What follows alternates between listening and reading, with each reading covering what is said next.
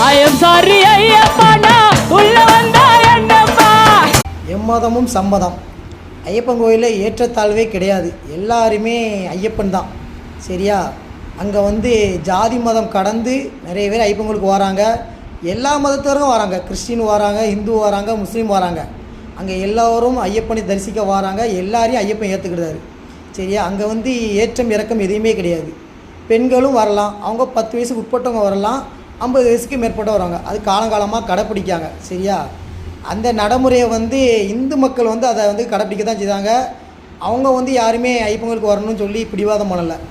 உங்களை மாரி ஆட்கள் தேவையில்லாமல் பிரச்சனை பண்ணதுக்காண்டியும் இருக்கிற இந்து மக்கள்கிட்ட குழப்பத்தை உண்டு பண்ணி அதனால் குளிர்காயணும், அவங்கள களங்கம் ஏற்படுத்தணும் அப்படிங்கிற எண்ணங்களை தான் இந்த பாட்டு இருக்குது.